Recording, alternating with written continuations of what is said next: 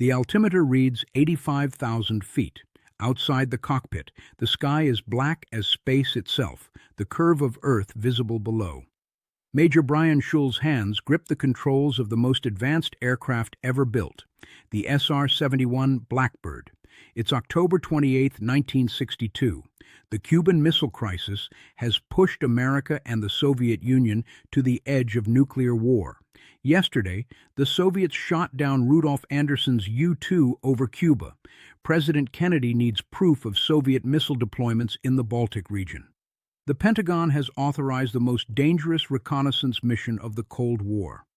Shul's Blackbird must penetrate Soviet airspace at Mach 3.3, photograph classified installations, and survive what intelligence estimates predict will be the largest surface-to-air missile barrage in history.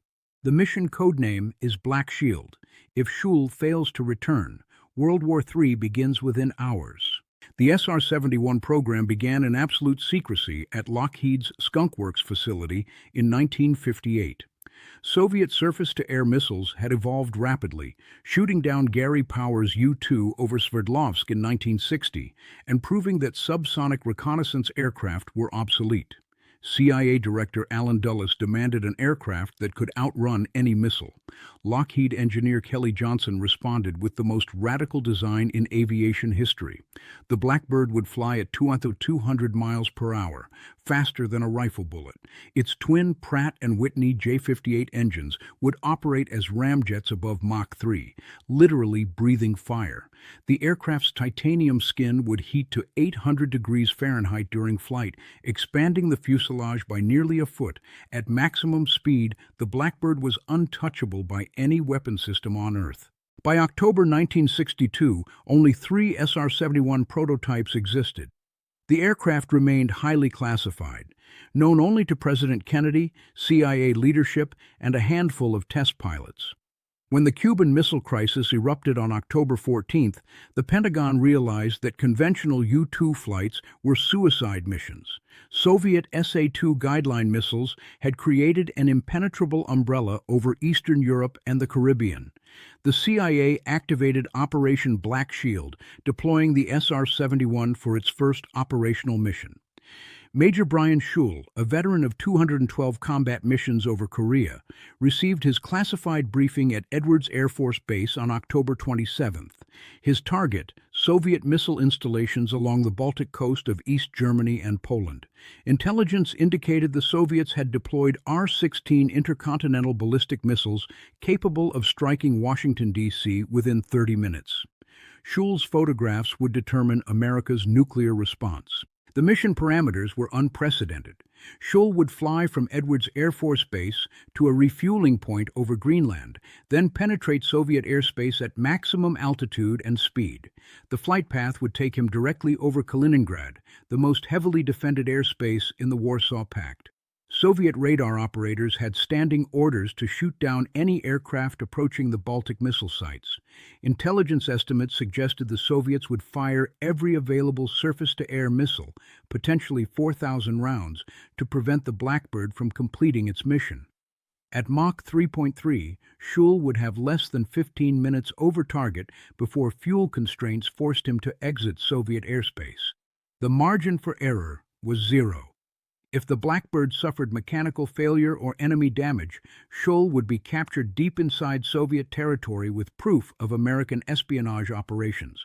The Kremlin would have justification for immediate nuclear retaliation. At 4:30 hours on October 28th, Shul's SR-71 lifted off from Edwards Air Force Base. The Blackbird climbed rapidly through the atmosphere, its afterburners painting orange flames across the pre-dawn darkness. By 500 hours, Shul had reached Mach 2.5 at 70,000 feet altitude, crossing into international airspace over the Pacific. The aircraft's navigation systems guided him northeast toward the Arctic Circle, where a KC-135 tanker waited with specialized JP-7 fuel. The SR-71's engines required a unique fuel that remained stable at extreme temperatures. As Shul approached the refueling point, Soviet radar stations in Siberia detected his aircraft signature. The Kremlin received immediate notification that an unknown high-speed target was approaching Soviet territory. Premier Khrushchev ordered all Baltic air defense units to maximum alert status. The refueling operation over Greenland took 18 minutes. Shul's Blackbird received 80,000 pounds of JP-7 fuel, enough for penetration into Soviet airspace, and returned to a NATO base in Norway. As the tanker departed, Shul engaged the SR-71's full afterburner system. The aircraft accelerated rapidly, climbing toward 85,000 feet altitude. At Mach 3.2, the Blackbird's titanium skin began glowing cherry red from atmospheric friction. Inside the cockpit, temperatures reached 200 degrees despite environmental systems. Shul's pressure suit provided life support as the aircraft operated at the edge of space itself. Soviet radar operators across Eastern Europe tracked the incoming target, reporting unprecedented speed and altitude readings. Air defense commanders prepared for an attack they assumed must be the opening strike of World War III. At 08:47 hours, Shul's Blackbird crossed into Soviet airspace over the Baltic Sea. The aircraft's cameras immediately began photographing military installations below. Through his periscope, Shul could see Soviet missile sites spread across the landscape, massive concrete pads supporting R-16 ICBMs pointed toward American cities. The intelligence value was enormous, but Soviet air defenses had already begun their response. SA-2 guideline missiles launched from sites across East Germany, Poland, and the Soviet Union itself. The missiles climbed rapidly toward the Blackbird's position, their radar guidance systems locked onto the aircraft's signature. Shul watched his threat warning display light up with dozens of incoming missiles. The first salvo missed by less than 500 feet as the SR-71's speed carried it beyond the missile's intercept envelope. The Soviet barrage intensified rapidly. SA-3 Goa missiles joined the attack from medium-altitude sites, while SA-5 Gammon long-range missiles launched from installations deep inside Russia. Soviet commanders ordered simultaneous launches from multiple sites, attempting to create an impenetrable wall of explosives ahead of the Blackbird's flight path.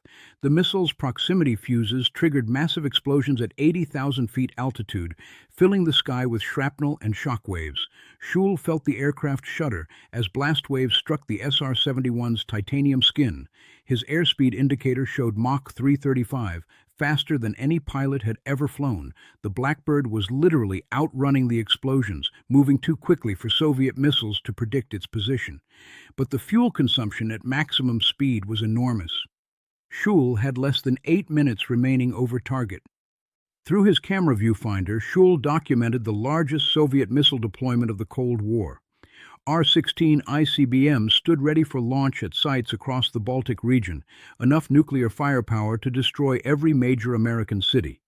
The photographs would provide President Kennedy with precise targeting data for American nuclear retaliation if diplomacy failed. But the Soviet air defense response was becoming overwhelming. SA-2 missiles launched in rapid succession from sites across Eastern Europe, creating a continuous stream of explosions at high altitude.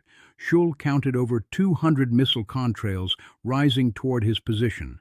The Blackbird's speed was its only protection, carrying the aircraft beyond each missile's intercept point before the warhead could detonate. Soviet radar operators reported firing 847 surface-to-air missiles during the first 10 minutes of the engagement, more ordnance than any air defense operation in history.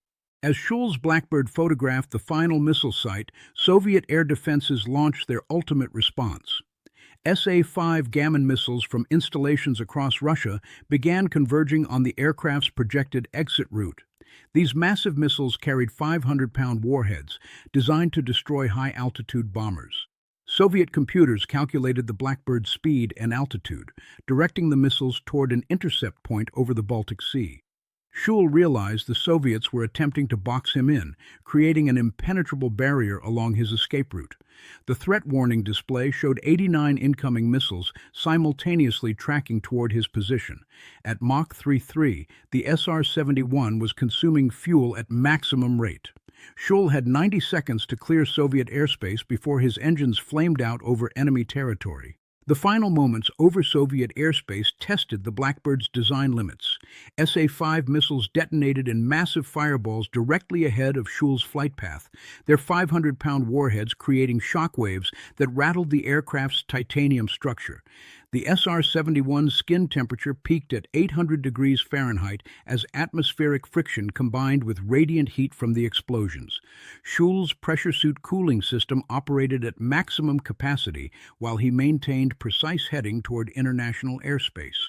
Through the periscope, he could see the Baltic Sea coastline approaching rapidly. Soviet missile sites continued firing SA-2 and SA-3 rounds in desperate salvos, but the Blackbird's speed had carried it beyond effective intercept range. At 09:03 hours, Shul's aircraft crossed into international airspace over the Baltic Sea. The Soviet barrage had failed. Intelligence analysts later calculated that Soviet air defenses had fired 4,247 surface-to-air missiles during the 16-minute engagement, the largest anti-aircraft operation in history. Shul's landing at a classified NATO base in northern Norway occurred at 11:34 hours. The SR-71's titanium skin remained too hot to touch 40 minutes after shutdown. Ground crews examined the aircraft for battle damage, finding multiple stress fractures from shockwave impacts, but no critical structural failure. The Blackbird's cameras had captured 847 high-resolution photographs of Soviet missile installations, providing President Kennedy with definitive proof of ICBM deployments threatening American cities. The intelligence convinced Kennedy that conventional airstrikes against Cuba would trigger immediate nuclear retaliation from Baltic-based R-16 missiles. This knowledge influenced his decision to pursue diplomatic resolution rather than military action. The Cuban Missile Crisis ended on October 28, 1962, the same day Shul's photographs reached the White House. The Blackbird mission that outran 4,000 Soviet missiles may have prevented World War III. The SR-71's Baltic reconnaissance mission remained classified for 32 years. Soviet records declassified in 1994 revealed that Air Defense Command had fired 4,247 surface-to-air missiles at Shul's Blackbird, more than triple the previous record for any single engagement. Not one missile achieved a successful intercept.